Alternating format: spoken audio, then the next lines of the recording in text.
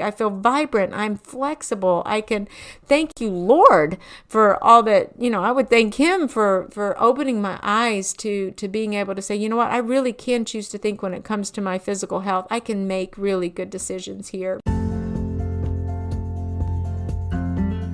On the Choose to Think podcast, I will encourage and empower you to engage and optimize your best thought life in practical, meaningful ways so that you can live day by day in joy, peace, and God's purpose despite all externals.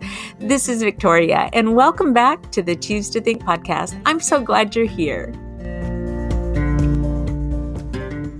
Hey, and welcome back to another episode in our series called Choose to Think About Your Physical Health.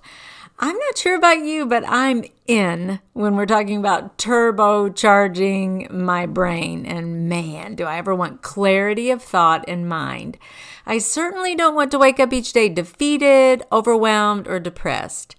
Until more recently, I had no idea how much the food I eat impacts not only my overall health, but also my moods and the literal health and condition of my brain.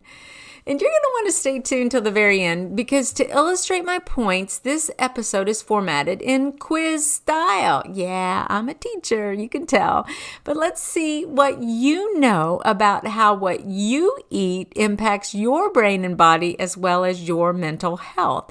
There are 10 total questions coming up, but you'll have to visit our Choose to Think Inspirational Podcast community on Facebook and let us know how well you scored. I'd really love to know. But before we get into this juicy topic about specific foods that you can eat to uplift your emotions and moods and to help you reduce stress and overload during this busy holiday season, let me tell you about a gift that you can give yourself or a friend that will have the same benefit to your brain as the foods you consume. It's my new 365-day devotional called Choose to Think, Find Peace, Joy, Hope, Health, and Freedom every day. As many of you know, I'm a certified Christian life coach and an online course creator. If you've ever heard of Guidepost magazine, I always think of my grandparents for that, but I currently write devotionals for them, and they're a faith-filled community and organization. And one day it occurred to me that I should write a devotional of my own. So my Choose to Think ministry began a couple of years ago and was birthed out of a really hard time in my life when I had sunk into a deep depression. I was functional, but lifeless, kind of like lifeless, all at the same time. A dear mentor encouraged me to learn what it meant to take my thoughts captive and to be transformed by the renewing of my mind. And that's exactly what I did, and I continue to do to this day. And over the years, that was since 2016, I developed a proven strategy or a process to overcome toxic habits and thinking patterns called the 7 R's for living your best thought life. You're thinking, wait, I don't want a process. I want the solutions or the results, and I get it. But in the Choose to Think devotional, I share with you these 7 R's, and I've woven them throughout the content to help them really sink deeply into your brain and to help you form new thinking habits. The devotional has a ton of research on brain science and even psychology and health studies that I quote to reinforce all the topics. We look at all areas of your life, health, wealth, love, relationships, and faith, and how if you're struggling, you can begin the process of retraining your mind and rewiring your brain to function in healthy, life-producing ways instead. Although the devotional launched just a couple of weeks ago, the reviews are steadily coming in. You can click on the link that I put in the show notes to the book or the description if you're on YouTube to read what other folks are actually saying about the book, as well as to peek inside the book and take a look for yourself. Each day's devotion might take you anywhere from 5 to 7 minutes or as many as, say, a half an hour to complete, depending on the depth of your investment. You'll start out with a targeted scripture passage, then go to an I choose declaration. It's very positive, just gives you something to say, yeah, today I'm going to choose this. You'll have a practical application or a story. There are a couple of personal reflection questions that you can actually use with a small group, with a friend, your accountability partner, or even as personal journal prompts. And then finally, we'll end with a concluding prayer. And I would encourage you to start this devotional to get on your best thought, put your best thought forward each morning. And again, the link is in the show notes. I'd love to know what you think about this work. And also, we're nearing the end of 2 full years of podcasting. Our show has grown exponentially and is now heard in about 45 countries around the world. Investing in this devotional is just one way that you can support the Choose to Think brand and increase my brand awareness, which is what I'm trying so hard to do. I do what I do because I'm trying to help others discover the secret to living their best thought lives every single day. And I do this by sharing the upbeat and positive methods that I've learned to do so. Also, if you're in need of a bit of accountability or support during the process as you work your way out of being stuck and not so fun thought loops, or just that meh feeling about life in general, you and I together can tackle the issues head on. Email choosetothink@gmail.com, and that's with the number 2, choosetothink@gmail.com, to schedule your first 60-minute thought strategy session with me. It's totally free. You and I can jump on a Zoom call together, just like 2 gal pals having a cup of coffee, and together we'll identify a few areas of your thought life that may need attention. We can develop a strategy to help you turn toxic thinking, self-limiting beliefs, or even those pesky lies that you may be believing. We can turn them all into truths based on what God says about himself, about you, and about your situation. But please email me today because I only schedule 3 thought strategy sessions each month. So please get in on that. And finally, if you're listening to the Choose to Think Inspirational podcast, can you please subscribe to the show or make it a favorite? You can write a review on Apple and light up those 5 stars. It would just mean the world to me. Most of my ministry has experienced what we call organic growth. It's like word of mouth or folks sharing the links with their friends. And I've been working so hard to attract new listeners on the show as well as on our YouTube channel. So please visit the Choose to Think channel and like, subscribe, and share there as well. This is another big way to show big support for our ministry, and it'll only take you a couple of seconds. I could not thank you enough. Okay, now on with the show. Let's talk about all those brainy foods that you're going to need to stock up on, especially over the next couple of weeks, to give yourself a leg up on self-care and to help you experience optimal emotional and physical health. So question number 1, true or false? When you eat plenty of fruit, vegetables, and fish, you are most likely less at risk for depression compared to those who favor fatty meats, processed carbs, and sweets. Okay, we don't even need a drum roll for that one. I think you probably know that the answer to that is true. Good job. Number 2, according to a recent review published in Molecular Psychology, researchers analyzed 41 studies that sought to quantify the impact of various diets on clinical depression. Which diet was ranked overall best when it came to improving mental health? I'm going to give you 3 options. A, the Mediterranean diet, B, the DASH diet, or C, the Healthy Eating Index. HEI. Now that is something that our U.S. government puts out that includes all the dietary guidelines. Okay, so which one do you think? Well, if you said A, the Mediterranean diet, give yourself another point because that is correct. Now I want to read to you something that the American Journal of Clinical Medicine put out in a study that they did, and I'm going to quote from them just to give you an idea of what the Mediterranean diet actually is. I try to follow it considerably in my own approach, and this is what they said. Quote, "This Mediterranean diet pyramid is based on food patterns typical of Crete, much of the rest of Greece, and southern Italy in the early 1960s, where adult life expectancy was among the highest in the world, and rates of coronary heart disease, certain cancers, and other diet-related chronic diseases were among the lowest. Work in the field or kitchen resulted in a lifestyle," and that's a key word, lifestyle, "that included regular physical activity and was associated with low rates of obesity. The diet is characterized by abundant plant foods, fruit, vegetables, breads, other forms of cereals, potatoes, beans, nuts, and seeds, fresh fruit as the typical daily dessert." Dessert, fruit, dessert, olive oil as the principal source of fat, dairy products, principally cheese and yogurt, And fish and poultry consumed in low to moderate amounts. 0 to 4 eggs consumed weekly. Red meat consumed in low amounts, and wine consumed in low to moderate amounts, normally with meals. Now, you can read what I said an episode ago, I think it was last week, about, hey, try grape juice instead of wine if you don't want the alcohol content with that. And I think you're going to be surprised at how even grape juice impacts your overall health and is almost as beneficial, and some studies might even say it is as beneficial as wine. Well, the Mediterranean diet is low in saturated fat, with total fat ranging from 25 to 35% of the energy throughout the region.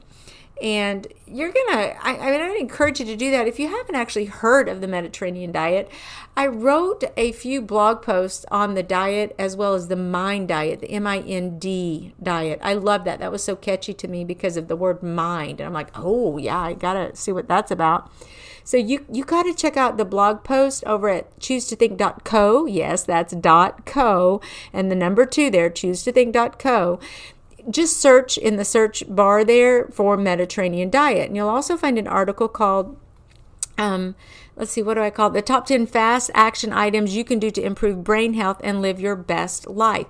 Again, that is all about the MIND diet. And I give some pictures there and explain that particular diet a little bit. So I'm going to keep going with the quiz here and ask you a few more questions, and some of them are still about the Mediterranean diet, which seemed to be the winner in the one study that I just quoted. So question number 3, true or false? The Mediterranean diet may have a positive effect on mental health because it helps fight inflammation. And the answer is true. Your brain actually does a lot of self-repair, and inflammation impedes this process. Okay? Question number 4, the Mediterranean diet improves your gut biome, which influences depression. And again, the answer is true. Again, there is you think of the gut-brain connection. You want good brain health. You want to consume really good brainy foods. And those that are included on the Mediterranean diet, actually, everything is going through your mouth and into your digestive system, but you actually have neurons or brain cells living in your gut. And so there's that deep connection. There's even the nerve that kind of connects the two systems. Is that the vagus nerve? That's what I'm thinking there? And so, there's a big connection in what we eat and our neurological health and the health of our brain. Question number 5.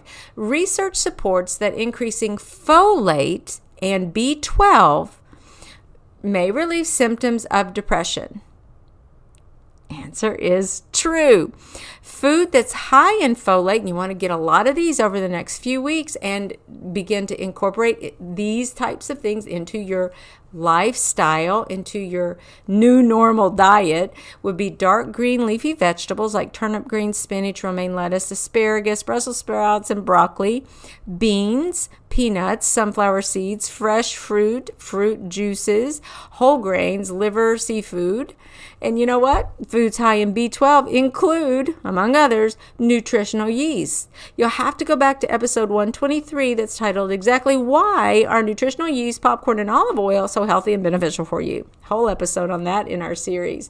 I'll put a link in the comments to all of my favorite healthy store-bought foods in the description, like the nutritional yeast, for example, as well as in the show notes. Question number 6. Taking a look at what the folks who live the longest on this earth have eaten most of their lives may offer information about the best diet or foods to consume. Well, I'm going to say that's true also. Listen, have you heard of the blue zone? Well, blue zones are actually regions of the world that are thought to have a higher than usual number of people live much longer than average. A couple of guys started this research. I think they were even connected in with National Geographic when it first started. And now I've heard a lot recently about blue zones. And there's Okinawa, Japan, Sardinia, Italy, Nicoya, Costa Rica, Icaria, Greece, and Loma Linda, California in the USA. Okay, what's all that about? So they're going to give you what they call a longevity diet. So I'm thinking that a longevity diet it's got so much in common with the DASH diet and the MIND diet and the Mediterranean diet. It's like the best of.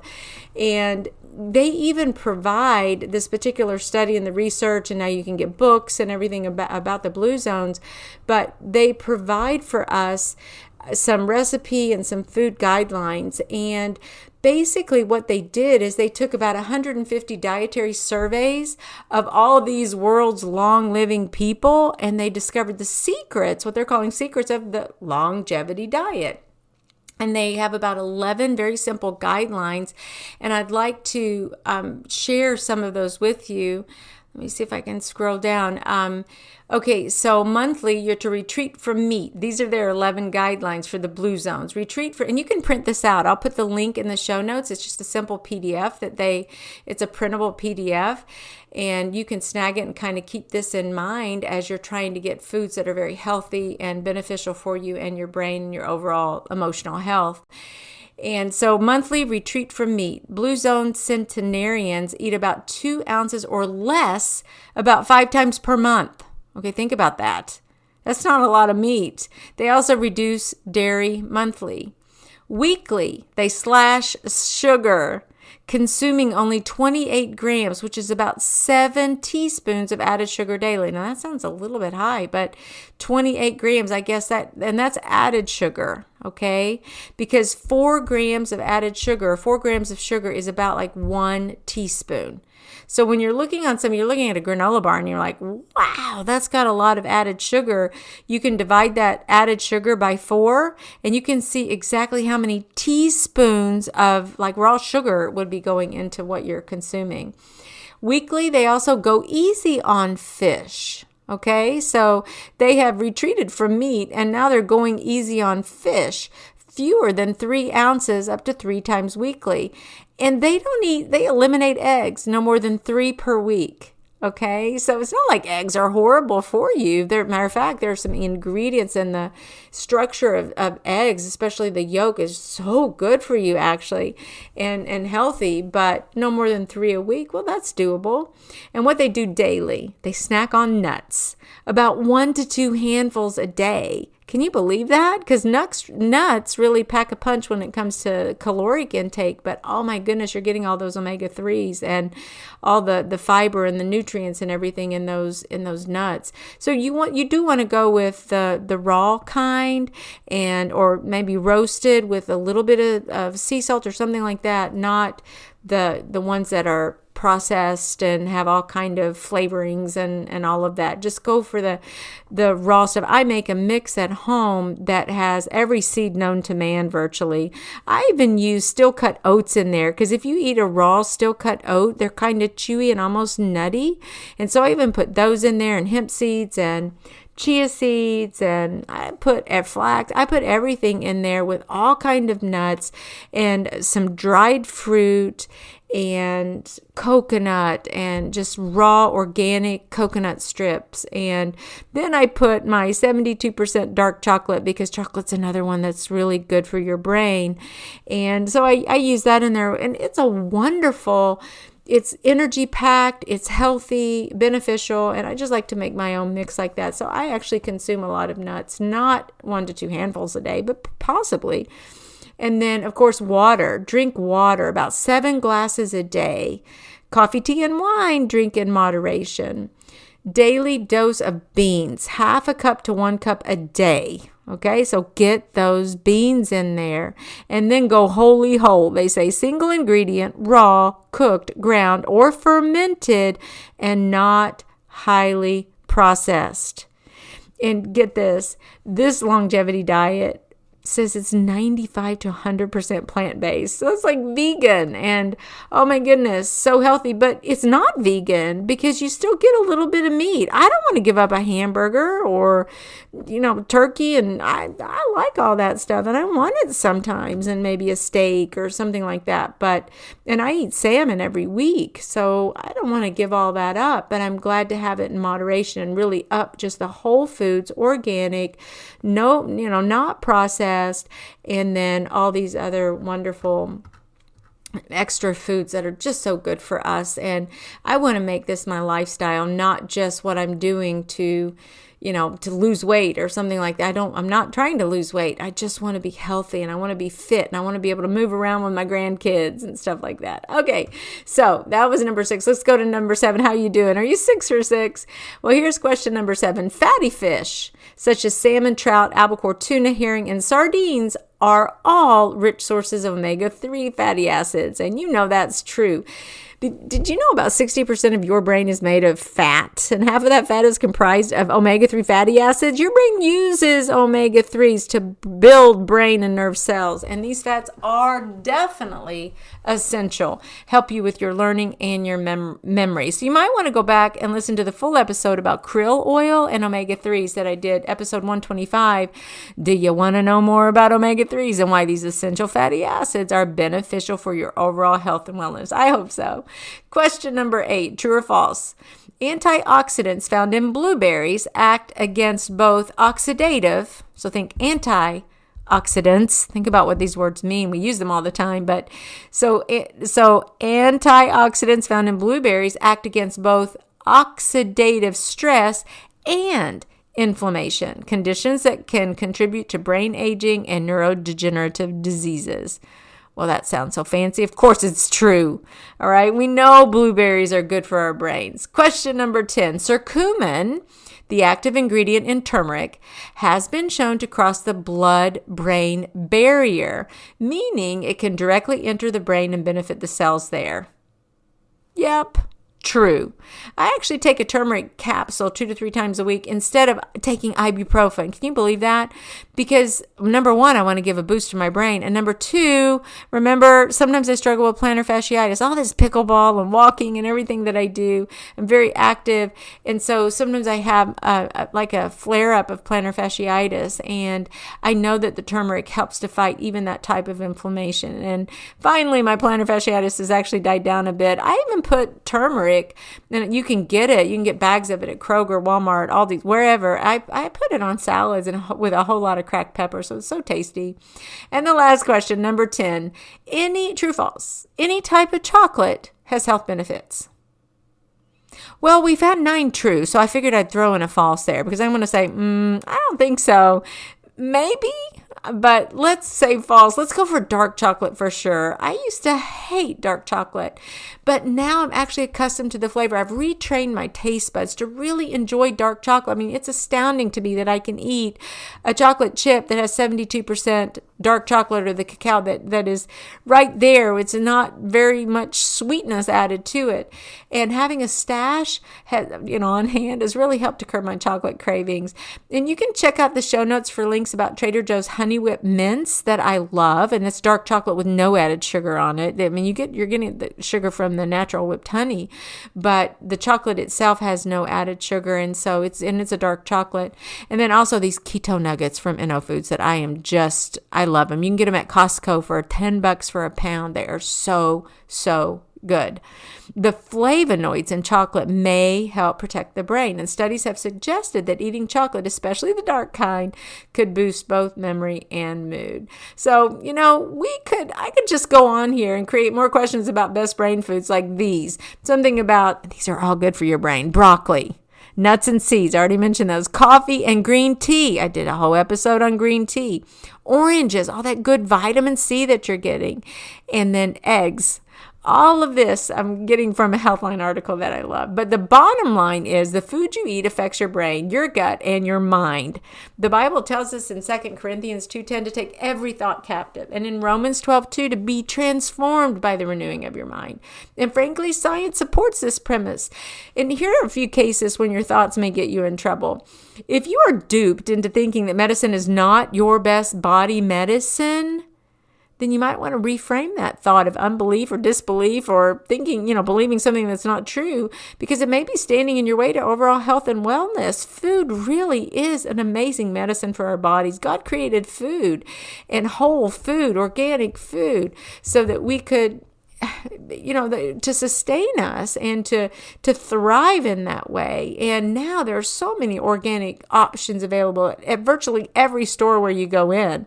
So let's start making and supporting those businesses that grow organically. And let's look at the labels and make sure that there aren't a lot of additives and preservatives and that kind of stuff, so that we can not overdo sodium even, and fat and sugar. And it's easy. It takes time to learn all these new habits, but there's a huge payback. I have to tell you that I'm in my 50s. And I don't think I've ever felt better in my life. And that is the truth. I feel healthy. I feel like a good weight. I feel like I make, overall, in my maintenance mode, I make pretty good, healthy choices about my food. I feel energetic. I feel vibrant. I'm flexible. I can thank you, Lord, for all that. I would thank Him for opening my eyes to being able to say, you know what, I really can choose to think when it comes to my physical health. I can make really good decisions here. Here's another thought. If you justify what you eat by saying, oh, a little bit of this won't hurt, or it's the holidays, I'd better go ahead and indulge. Well, again, your own thoughts and beliefs may be sabotaging your quest for health. Okay, how about this one? If you think you cannot possibly make it through the next couple of weeks without fudging on all the high fat and super sugar pumped foods, well, this isn't true. You can make it. You can make better choices. Maybe instead of having a whole piece of fudge or a whole peanut butter ball, you just take a little bite, just so you can tell your aunt, thank you so much for preparing this. And it's such a part of your memories and the tradition of Christmas, but you don't have to eat 5 of them. You can just have a little bite of one and enjoy that, and enjoy the memory, and enjoy the fact that someone is loving and serving by providing these wonderful traditional foods and these, that keep you connected. But you can still participate, but you don't have to do it like you always have before. You can cut back and you can make it through. Let's you and I begin to see the changes that we make when it comes to our food choices as lifestyle changes, where we focus more on the benefit of making healthy choices than all of that we think we may be missing out on if we don't indulge. What we eat matters. We want to live our best thought lives in all 4 areas: health, wealth, love, and faith. Yes, we all want a piece of Aunt Josie's fudge and our mom's fruitcake. I love fruitcake. But we learn to shift our thinking to examine what is the best choice for us to consume. And we can always pray and ask God to help us with that. He knows those temptations we have. He knows those addictions that can set in our heart and our minds and with our bodies, and the physiological connections that are all there. But we can detox. We can make better choices. And we can certainly ask God to help us in the process. Besides, when you get to your ideal weight and your ideal lifestyle, it's really changed, you are much more likely to continue with your success. It'll become the new you. If you lost weight all the while thinking you could splurge later, well, you may have missed the point on why you started in the first place. Make it instead a point to focus on the new you who pines away for optimal health and wellness, not just the new you who wants to lose weight and now gets to treat herself to all that she's missed out on in the last 6 months. That's a warped way of looking at dietary changes. We want to make lifestyle changes. We are brain changers. We take care of our bodies, our brains, and our gut, and we make sure that our thoughts and our minds reflect God's truth. He created us, and we are His temple. So let's choose to think when it comes to our bodies today, we got this. Of course, we're not perfect, but I bet we can make healthy choices about 95% of the time. Do you agree? Well, hey, let me know how you did on that quiz. And thank you so much again for tuning in. So make some good choices today. Let you and I together choose to think. God bless you. And that's a wrap, Brain Changer. Thank you so much for tuning in. And say, if you like what you hear, please consider sharing this link to the show with a friend or a family member who you think might be encouraged by the inspiring and hope-filled messages that I try to put out every single week. So thank you so much for your support. And until next time, Dios primero y que Dios te bendiga. Ciao.